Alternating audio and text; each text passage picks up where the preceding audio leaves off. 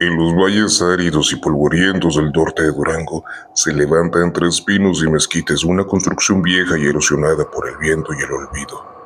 La hacienda Santa Catalina de Siena.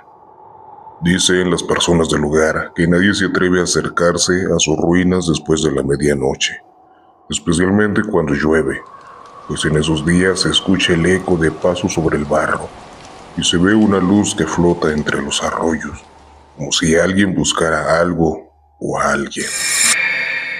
Pero no siempre fue así.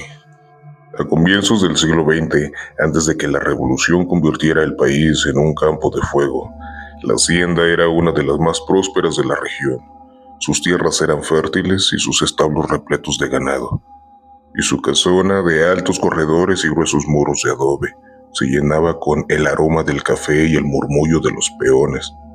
Su dueña era doña Magdalena del Río, una mujer joven de rostro sereno y mirada profunda, hija única del antiguo hacendado, muerto de fiebre el año anterior. Tenía apenas 27 años y aunque muchos hombres del pueblo la pretendieron, nunca aceptó compromiso alguno. Decían que esperaba algo que ni ella misma sabía nombrar. Los días transcurrían con una calma tensa. Los rumores de batallas y saqueos llegaban desde el sur, y los pocos hombres que quedaban en el pueblo vigilaban los caminos temiendo la llegada de tropas revolucionarias. Una tarde, cuando el sol caía sobre los cerros y teñía de sangre el horizonte, alguien llamó a la puerta principal de la hacienda. Era un soldado estadounidense. Vestía un uniforme polvoriento, botas desgastadas y un sombrero ladeado. Llevaba una herida en el brazo y los labios resecos. Se presentó en un español torpe, diciendo llamarse Thomas Moore, un desertor del ejército norteamericano que había cruzado la frontera, escapando de la guerra. Magdalena, movida por la compasión o quizás por la soledad, le permitió entrar. Durante los días siguientes, el soldado se recuperó bajo el techo de la hacienda. Agradecido, ayudaba en las labores del campo, reparaba herramientas y contaba historias de su país, de los grandes ríos y ciudades llenas de luces. Magdalena lo escuchaba con una mezcla de curiosidad y encanto.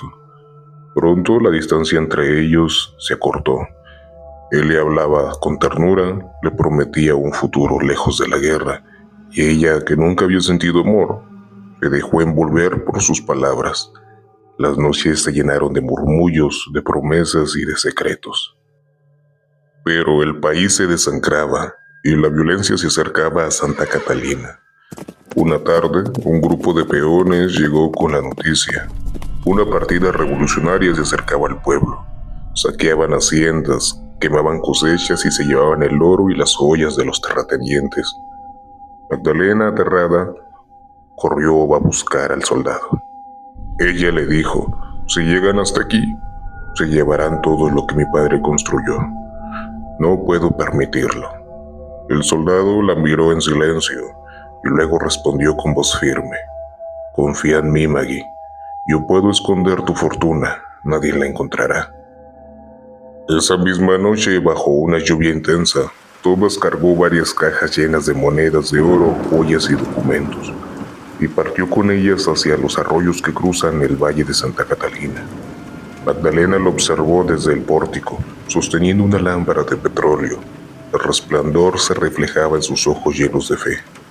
Él prometió regresar antes del amanecer, pero nunca volvió. Durante días Magdalena esperó noticias. Envió a sirvientes a buscarlo, pero ninguno lo encontró.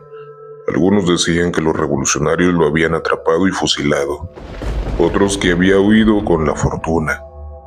El rumor se extendió por todo el valle. La hacendada había sido traicionada por su amante extranjero. A partir de entonces, algo se quebró dentro de ella. Pasaba las noches asomada al corredor, mirando hacia los cerros, esperando ver una sombra o escuchar un paso en el viento. Cuando las lluvias regresaron, comenzó a salir sola, con su lámpara de petróleo en la mano, recorriendo los arroyos uno por uno. Los campesinos la veían caminar por el fango, con el vestido empapado y los cabellos pegados al rostro. llamando al vacío. Algunos intentaron detenerla, pero ella se zafaba y gritaba que el soldado la esperaba bajo el agua, que debía encontrarlo antes de que su alma se ahogara. Dejó de dormir, dejó de comer. Su mirada se volvió extraviada y hablaba sola, como si conversara con alguien invisible. Una madrugada, la encontraron desvanecida junto a uno de los arroyos del lugar, con la lámpara aún encendida a su lado. La llevaron de vuelta a la hacienda, delirante y febril. Durante los días siguientes murmuraba cosas incomprensibles, nombres, direcciones, frases en inglés. Algunos decían que el espíritu del soldado venía cada noche a visitarla. Otros que la fortuna enterrada la estaba llamando desde el fondo de la tierra. Poco después, Magdalena murió, sola, en su habitación. Nadie reclamó su cuerpo, los sirvientes huyeron y la hacienda quedó abandonada. El tiempo hizo lo suyo, los techos se cayeron, las vigas se pudrieron, y el nombre de Santa Catalina de Siena se convirtió en un susurro. Pero no todo terminó con su muerte. Los campesinos empezaron a contar que, cada año, en el mes de julio, cuando las lluvias vuelven a llenar los arroyos, una luz se aparece entre los matorrales. Dicen que es una lámpara antigua flotando en la oscuridad, moviéndose lentamente entre el agua y la niebla. Quien la ve asegura escuchar el murmullo de una mujer. Algunos curiosos han intentado seguir la luz, creyendo que los llevará al tesoro perdido, pero ninguno ha regresado igual. Uno de ellos, un joven del pueblo, contó que logró acercarse lo suficiente para ver la figura de una mujer de blanco. Empapada, con los ojos vacíos, sostenía la lámpara en una mano y en la otra arrastraba algo que parecía una caja cubierta de lodo. Cuando él trató de hablarle, la mujer volteó lentamente. Su rostro era el de una calavera húmeda. El muchacho huyó gritando, y desde entonces no volvió a acercarse a ese lugar.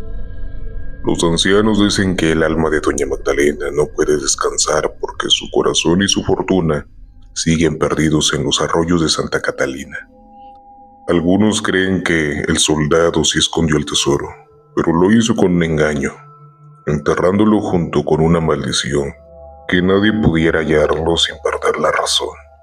Otros aseguran que la misma tierra lo devoró, celosa de su ambición. Hoy, más de 100 años después, todavía hay noches en que la lluvia cae con furia sobre los cerros de Durango, y los arroyos vuelven a llenarse hasta desbordarse. Si uno camina por esos parajes en la madrugada, puede escuchar el chapoteo de pasos y ver una llama que se mueve entre el agua, danzando como guiada por una mano invisible. Los perros aúllan y el aire se llena de un perfume antiguo, mezcla de tierra mojada y aceite de lámpara. Y así la historia de la Dama del Arroyo se sigue contando en los pueblos de Santa Catalina. Un recordatorio de que el amor y la avaricia pueden enredarse hasta en el alma más pura, y que hay promesas que ni la muerte logra romper, porque mientras el tesoro siga oculto y el nombre de Thomas More no sea perdonado, doña Magdalena del Río seguirá vagando entre los arroyos, buscando eternamente lo que le fue arrebatado aquella noche de tormenta.